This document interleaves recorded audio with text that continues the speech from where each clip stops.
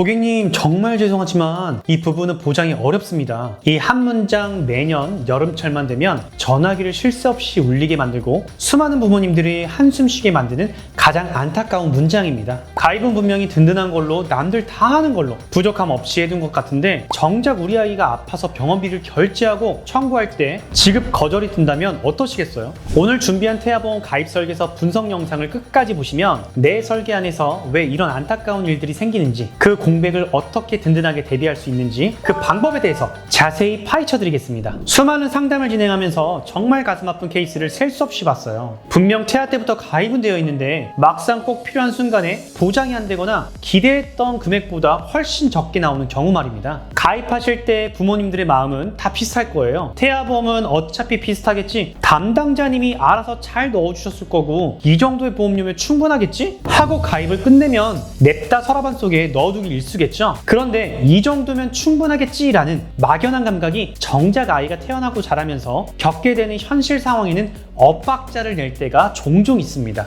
현실은 우리가 예상한 공식대로 흘러가지만은 않거든요. 아주 흔하게 일어날 수 있는 가상의 상황을 하나 가정해 보도록 할게요. 아이가 이제 막 어린이집에 적응할 무렵입니다. 어느 날 저녁부터 갑자기 열이 오르더니 손발에 작은 물집이 올라오기 시작해요. 놀란 마음에 소아과에 갔더니 요즘 유행하는 수족구병이라고 합니다. 실제로 제 아이의 이야기입니다. 아이는 밥도 못 먹고 보채고 부모님은 며칠 동안 연차를 내고 병간호를 합니다. 퇴원할 때쯤 병원비 영수증을 보니까 왜 이리 비교비가 많은지 생각보다 치료비가 많이 깨졌어요. 이때 부모님 머릿속에 번쩍 스치는 게 있죠? 우리의 태아보험! 집에 와서 보관해둔 증권을 꺼내봅니다. 그런데 아무리 찾아봐도 수족구 진단비 혹은 11대 특정 감염병 진단 같은 담보가 아예 존재하지 않습니다. 왜 빠졌을까요? 가입하던 그 당시에는 수족구 같은 잔병 치레 담보가 크게 중요해 보이지 않았기 때문이에요. 애들 다 겪고 지나가는 건데 굳이 보험까지 필요할까? 하면서 당장 무서워 보이는 담보 위주로 채워넣으셨을 거예요. 이제 와서 담당자에게 연락해서 이 담보를 넣어달라고 하면 어떻게 될까요? 안타깝게도 현실은 매우 어렵습니다. 빠진 담보를 나중에 골라서 추가하는 건 원칙적으로 제한되거든요. 그 담보를 넣으려면 아예 새로운 보험을 처음부터 가입해야 할 수도 있습니다. 더 큰 문제는 아이가 태어난 이후 감기나 장염, 수족구 등으로 병원을 다녀온 치료 이력이 생겼기 때문에 병력 심사에 따라 새로운 보험 가입 자체가 거절되거나 제한될 수 있다는 점입니다. 근데 이거 아세요? 이런 뼈아픈 보장 공백은 아이가 아픈 그 순간에 발생한 문제가 아닙니다. 그보다 훨씬 전 산모님이 임신 중에 설계사와 마주 앉아 설계를 확정짓던 그 순간에 이미 예견된 문제였습니다. 태아보험에서 꼭 필요한 보장이 빠지거나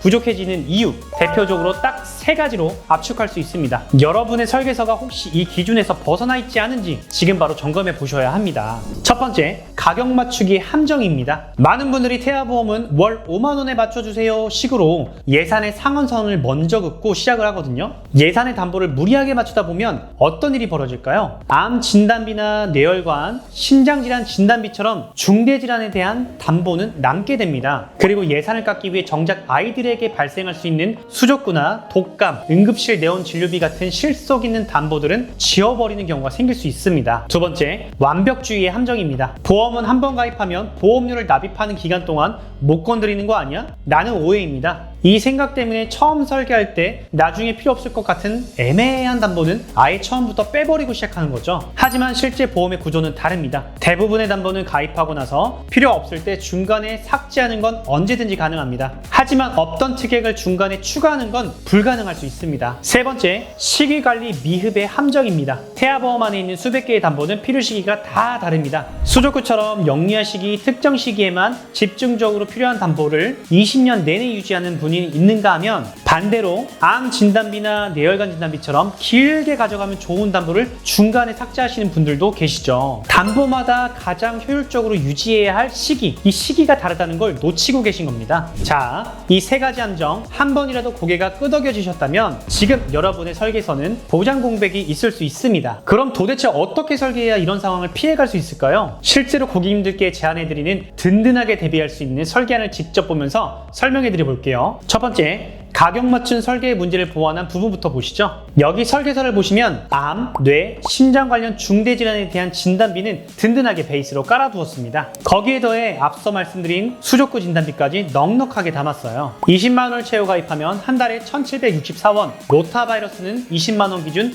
38원, RSV 호흡기세포 융합바이러스 10만원 기준 67원, 11대 특정 감염병 진단비는 10만원 기준 1,223원입니다. 수족구 진단비와 11대 특정 감염병 진단비는 서로 별도의 담보라서 수족구로 진단받으신 해에는 두 담보에서 각각 지급되는 구조입니다. 즉 20만원과 10만원 합산해서 30만원까지 받을 수 있죠. RSV로 진단받으신 경우도 마찬가지고요. 다만 11대 특정 감염병 진단은 연간 1회 최초 진단받은 질병 하나에 한해서 보정된다는 점은 참고해 주시면 좋겠죠. 이렇게 크지 않은 부담으로 유행철마다 겪는 스트레스를 대비할 수 있습니다. 두 번째, 완벽주의로 섣불리 빼버리는 문제에 대한 해답입니다. 지금은 당장 아리송한 담보 혹은 0세부터 7세 사이에 집중적으로 보장받고 싶어하는 질환에 대한 담보는 가급적 포함시키는 쪽으로 제안드릴게요. 나중에 아이가 자라서 더 이상 이 질환에 걸릴 확률이 낮아지면 그때 가서 해당 담보만 지워버리면 그만이기 때문입니다. 세 번째, 가장 중요한 시기 관리입니다. 예를 들어 수족구 진단비 20만원을 20년 동안 유지하면 총 납입액이 약 42만 3천원 정도가 됩니다. 하지만 아이가 어린이집과 유치원을 졸업하는 약 7년 시점에 이 담보를 삭제하면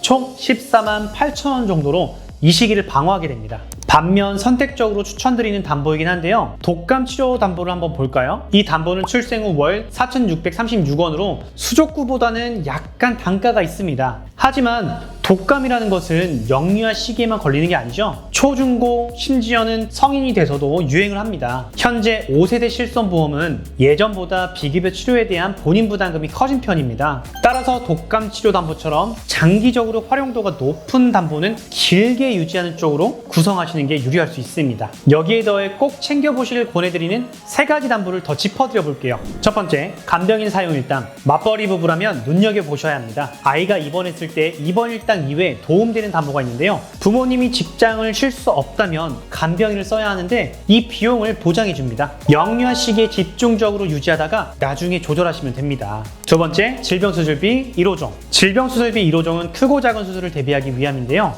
단순한 포괄적 질병수술비뿐만 아니라 경증부터 중증까지 수술의 난이도에 따라 지급되는 종수술비를 함께 세팅해 두셔야 폭넓게 보장받으실 수 있습니다. 세 번째, 일상생활 중 배상 책임 가족. 아이들의 잘못으로 타인의 물건을 망가뜨려 배상해야 할 때, 놀이터에서 실수로 다른 아이를 다치게 했을 때, 친구네나 할머니 댁에 놀러가서 TV를 망가뜨렸을 때 1억 원 한도로 실손 보장받을 수 있습니다.